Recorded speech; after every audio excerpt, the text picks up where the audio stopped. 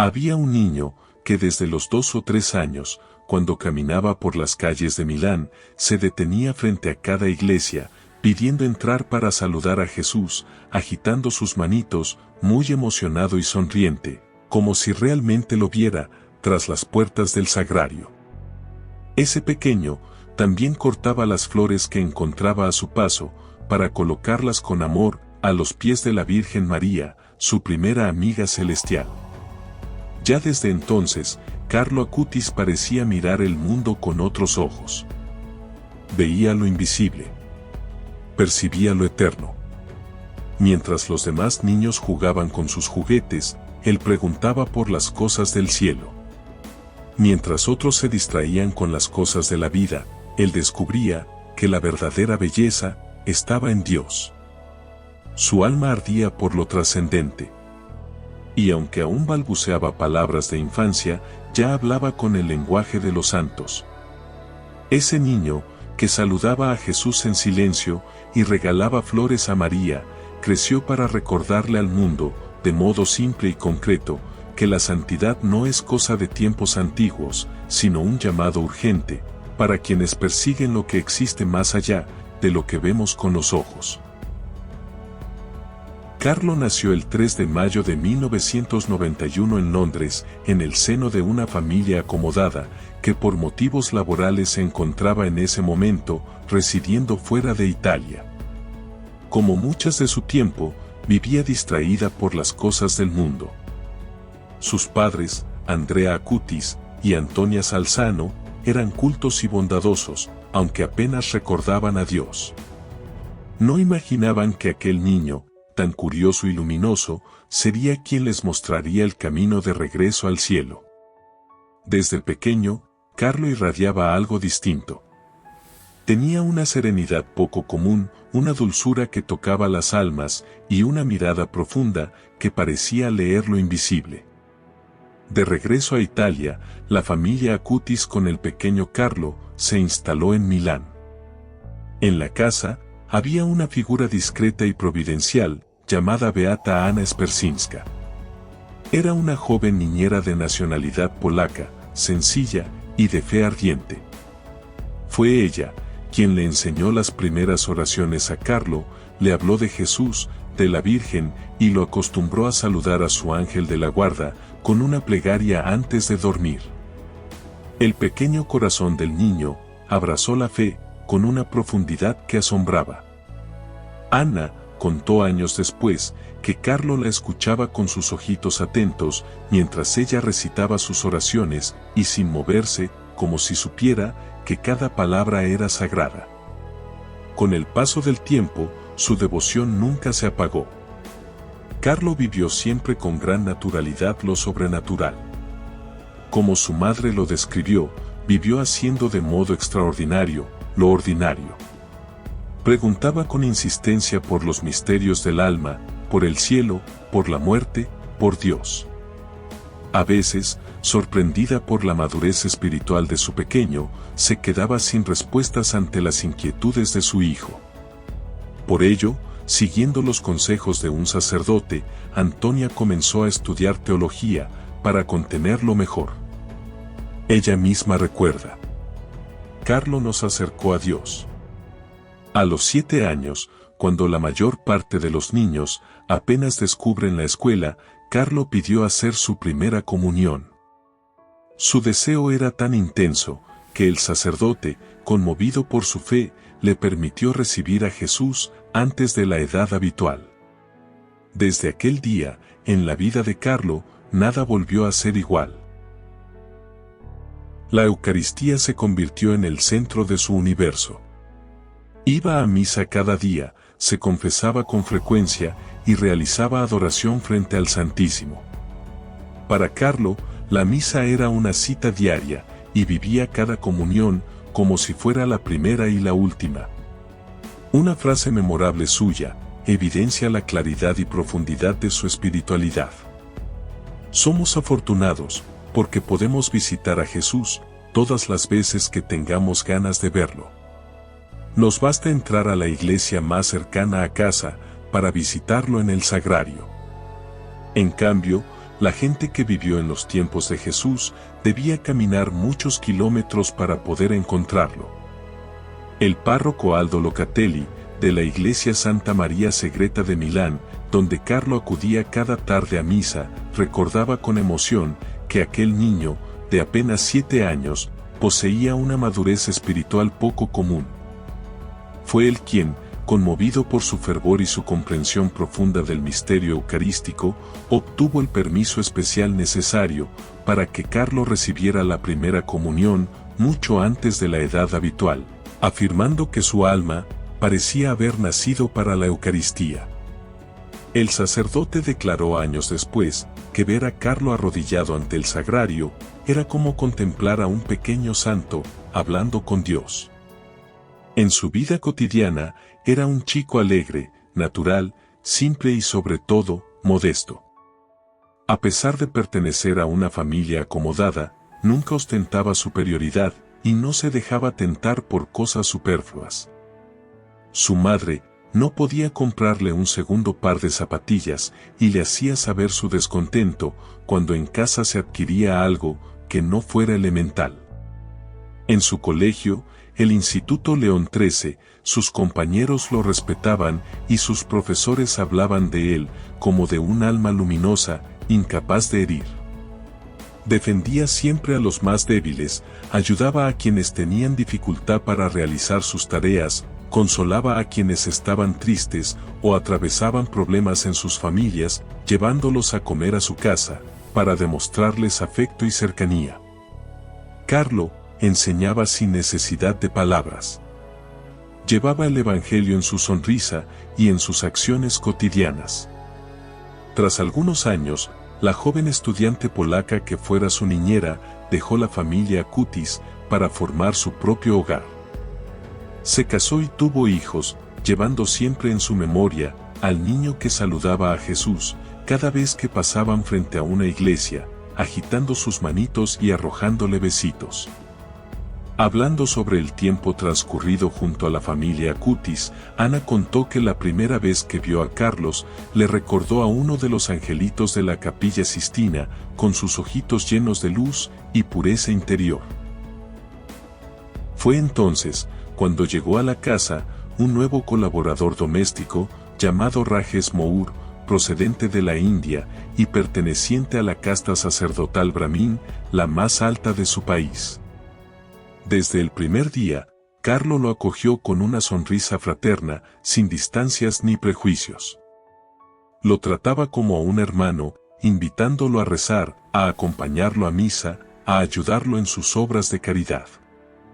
Rajes se maravillaba al verlo pasar largos ratos en silencio frente al sagrario, o al salir del colegio con la alegría serena de quien lleva dentro un secreto celestial. Rajes contaría después que Carlo lo ayudó a vencer su vanidad y apego a las apariencias.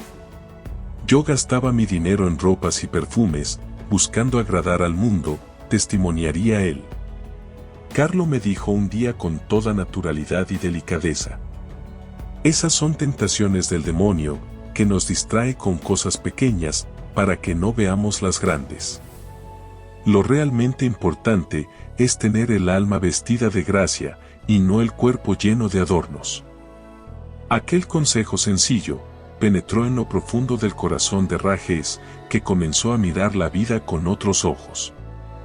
Carlo lo invitaba a reflexionar sobre el Evangelio, le enseñaba a rezar el rosario, le hablaba con pasión de la Eucaristía, a la que llamaba su autopista al cielo, y de los santos que eran sus modelos, como San Francisco de Asís, San Antonio, San Domingo Sabio. Pero su fe no se quedaba en palabras o devociones. Se traducía en gestos silenciosos de amor. Muchas tardes, sin que nadie lo supiera, Carlo preparaba paquetes con comida, mantas y abrigo, y pedía a Rajes que lo acompañara a repartirlos entre los sin techo del barrio. Vamos a ver a Jesús, le decía, porque en ellos, él vive disfrazado. Fue testigo de esas obras ocultas, de esas caminatas discretas en las que Carlo, con la misma naturalidad con que jugaba con sus amigos o estudiaba, se arrodillaba ante un mendigo para entregarle un poco de alimentos, un abrigo, o simplemente, con una sonrisa, escuchar su historia. Nunca lo vi sentir lástima por esas personas, sino amor. No daba para sentirse bueno, sino porque de verdad, veía a Cristo sufriendo en ellos. En varias entrevistas, Rajes declaró con ternura: Carlo fue mi catequista. Conocía los evangelios como un sacerdote, pero hablaba de Jesús con la alegría de un amigo. Contó cómo lo corregía con delicadeza, cuando lo veía preocupado por el dinero o las apariencias, repitiéndole: Rajes, la vanidad y los lujos son trampas que nos roban el alma. Carlo me catequizó sin proponérselo, declaró después. Su propia vida era el catecismo más bello. Incluso en la simplicidad de su hogar, era un apóstol oculto, un misionero de lo cotidiano, capaz de transformar corazones sin discursos, solo con el fulgor silencioso de un amor que se hacía pan, sonrisa y consuelo. Aquel ejemplo vivo de caridad tocó definitivamente el corazón del joven hindú, quien ya no podía resistirse a la gracia que lo rodeaba y pidió ser bautizado. Quise ser como él, confesó, porque Carlo no solo hablaba de Jesús, lo hacía presente. En su mirada había algo divino.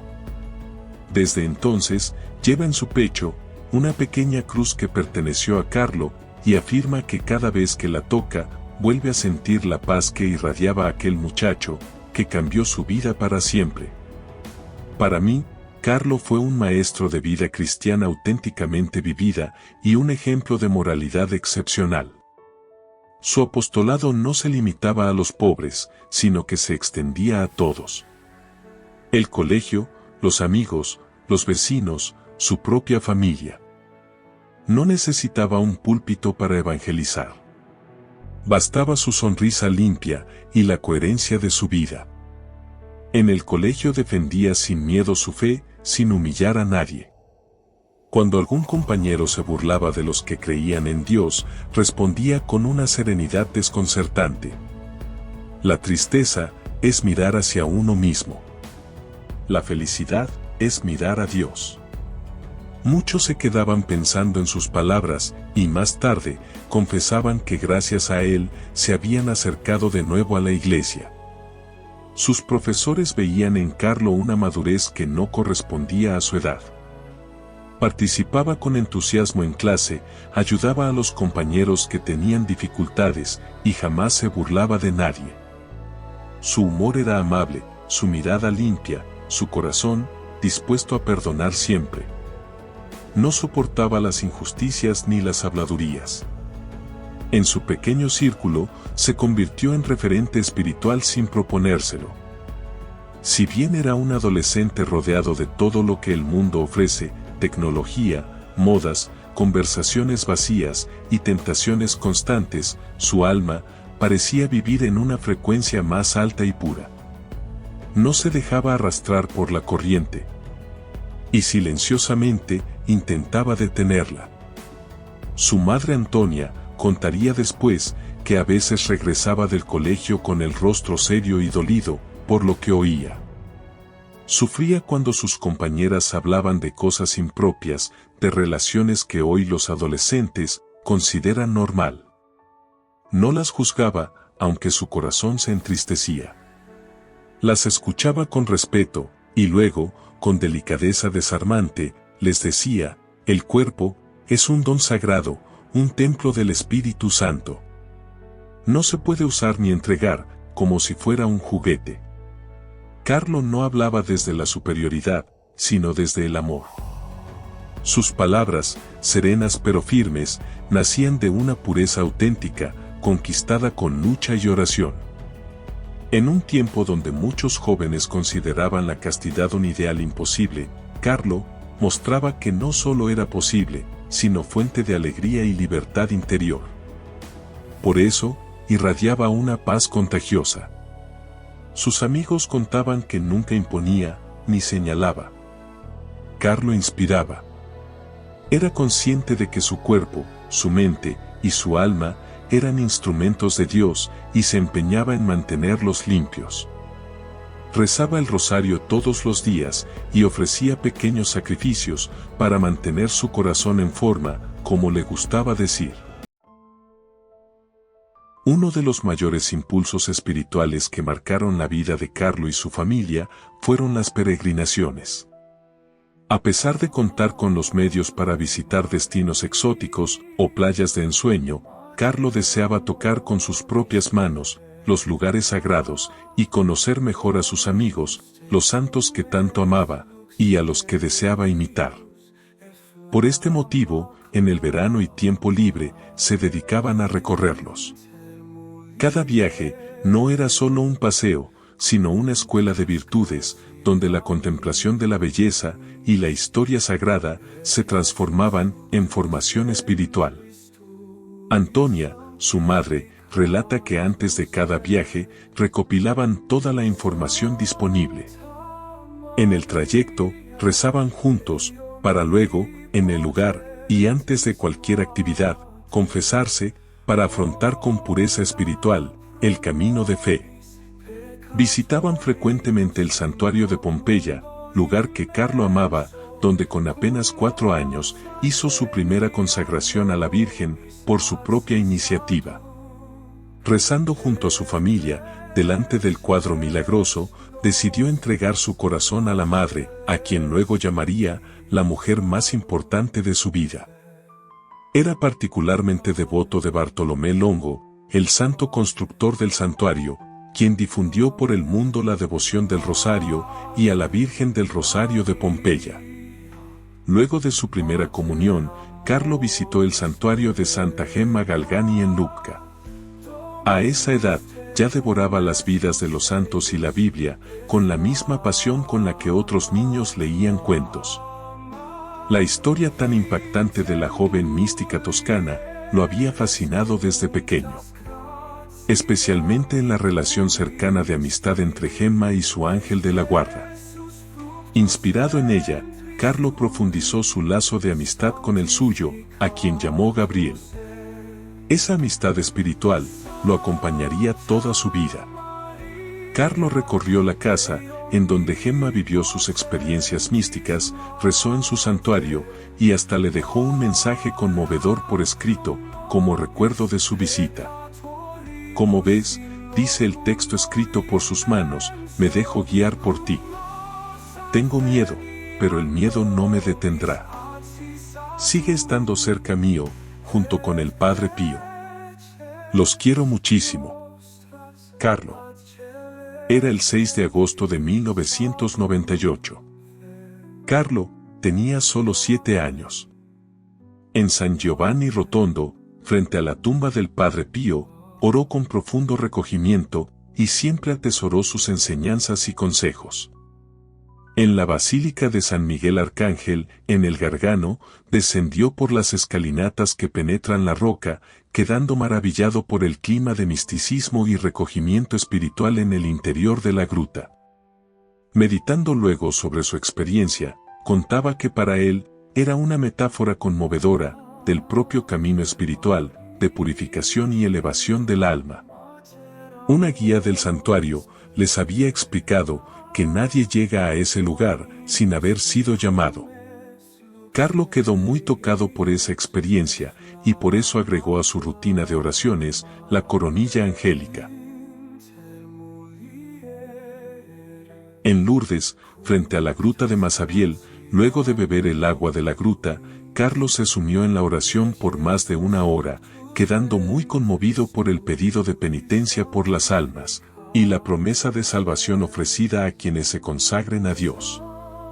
Durante el viaje a París, visitaron los restos de San Vicente de Paul y de Santa Catalina Labouré, quien difundiera la devoción de la medalla milagrosa que siempre llevaba con él.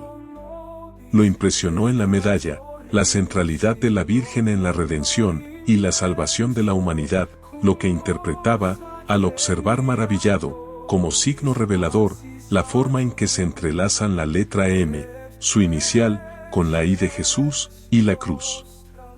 También exploró lugares de milagros eucarísticos, fortaleciendo su pasión por la Eucaristía.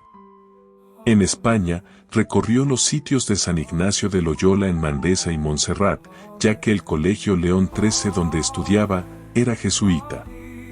Quedó fascinado al visitar la Sagrada Familia en Barcelona, reflexionando sobre la fe de su constructor, Antonio Gaudí, de quien descubrieron existe una causa para promover su santidad, manifiesta como el motor de su creación. Carlo admiraba el arte que exalta a Dios y sus valores fundamentales, como en este caso, la familia. En Portugal, en el santuario de Fátima, Carlo meditó sobre las apariciones a los pastorcitos, absorbió la enseñanza de ofrecer sacrificios por los pecadores y aprendió la oración del ángel. Dios mío, yo creo, adoro, espero y te amo.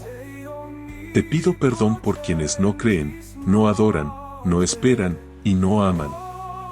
Desde que leyó las memorias de Sor Lucía, quedó profundamente impresionado por las apariciones de la Virgen y la visión del infierno que la Madre de Dios mostró a los tres pastorcitos. Lo conmovía especialmente la figura del pequeño Francisco Marto, el niño que deseaba consolar a Jesús y reparar los pecados del mundo. Soñó con él una noche.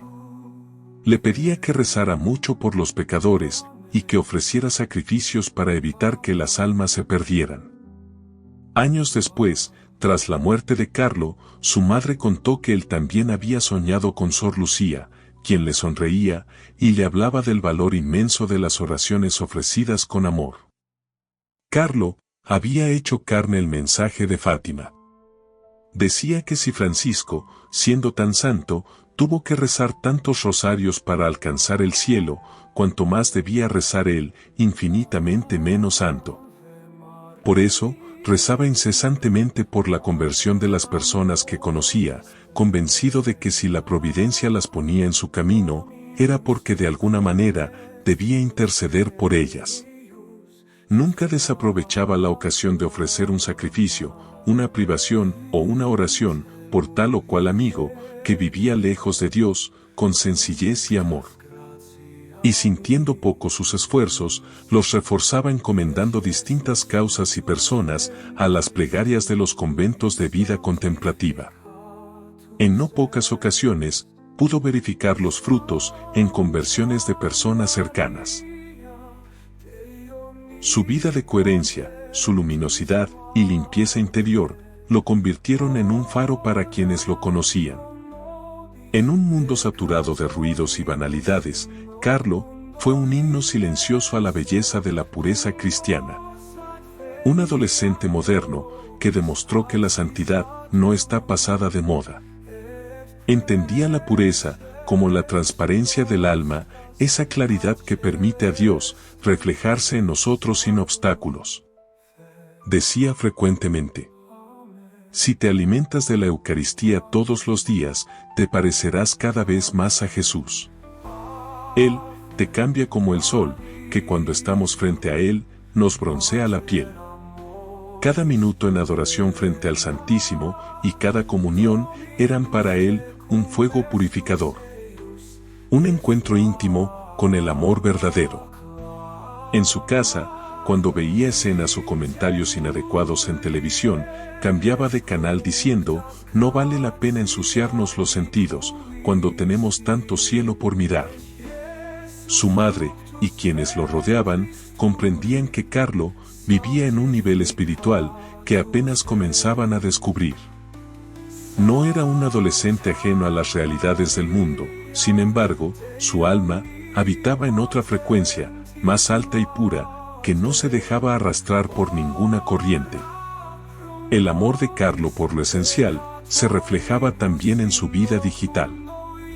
Fascinado por la tecnología, comprendió pronto que Internet, más que un pasatiempo, podía ser una herramienta para evangelizar.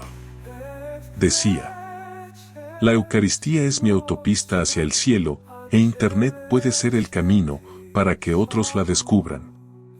Así nació su proyecto más conocido: la catalogación de los milagros eucarísticos del mundo. Un trabajo monumental que inició cuando tenía apenas 12 años. Con paciencia y pasión, recopiló datos, imágenes y testimonios, verificando cada fuente, creando fichas y mapas interactivos. Todo lo hacía desde su computadora, en su habitación, con un objetivo claro: hacer que se comprenda que Jesús está realmente presente en la Eucaristía. Decía que vivir junto a Jesús era su programa de vida. Pero no se encerraba en su fe, sino que la ofrecía a todos, como un regalo. Vivía con los pies en la tierra, pero con su corazón en el cielo. Cuando viajaba a Asís, su lugar favorito, pasaba horas en oración ante la tumba de San Francisco, su santo predilecto. Allí decía sentirse como en casa. Así, fue moldeando su alma, día tras día, entre computadoras, amigos, deberes y oración. Era un chico moderno, pero con una espiritualidad antigua, pura, luminosa. Amaba la vida, pero nada lo apasionaba más que Jesús Eucaristía. Todo lo que hacía, desde su página web hasta los pequeños gestos cotidianos, era un reflejo de su lema silencioso: no yo, sino Dios. En octubre de 2006, Carlo cayó enfermo. Al principio, los síntomas parecían comunes: fiebre, dolor de garganta, decaimiento. En ese momento, dijo a su familia: ofrezco mis sufrimientos por el Papa, la Iglesia, y para no hacer el purgatorio. Todos pensaron que estaba bromeando. Pero el diagnóstico fue devastador: leucemia promielocítica aguda, una forma agresiva de cáncer. En su corta agonía, Carlos sorprendió a médicos y familiares por su serenidad. Cuando le preguntaron si sufría mucho, respondió: hay personas que sufren más que yo. Y cuando le ofrecieron morfina para aliviar el dolor, pidió que no se la administraran para poder estar consciente y rezar sin interrupciones. Su madre recordó que decía que si sufría era para ayudar a otros. El 12 de octubre de 2006, a las 18:45, Carlo entregó su alma a Dios. Tenía apenas 15 años. Su funeral fue una manifestación de la huella profunda que dejó en su comunidad. La iglesia estaba abarrotada. Muchos de los asistentes eran personas que Carlo había ayudado en silencio: mendigos, inmigrantes, empleados de edificios cercanos. Su familia no los conocía, pero Carlo sí. La multitud, que se extendía hasta la calle, era testigo del amor que Carlo había sembrado en vida. El 10 de octubre de 2020, Carlo Acutis fue beatificado en Asís. Y el 7 de septiembre de 2025, fue canonizado por el Papa León XIV en una ceremonia solemne en la Plaza de San Pedro. Su canonización conmovió profundamente al mundo entero. Por segunda vez en la historia, después de Santa María Goretti, un santo fue elevado a los altares en presencia de sus padres. Junto a ellos estaban sus hermanos gemelos, su abuela, su primera niñera, Rajes, sus amigos de infancia, y quienes habían compartido su camino en la vida. Todos, junto a miles de peregrinos llegados de todo el mundo, fueron testigos de cómo aquel muchacho milanés, que había ofrecido su vida por la Iglesia y por las almas, era reconocido oficialmente como modelo para toda una generación. Es el patrono de los jóvenes y de la web. Y su fiesta se celebra el 12 de octubre. San Carlo Acutis, ruega por nosotros.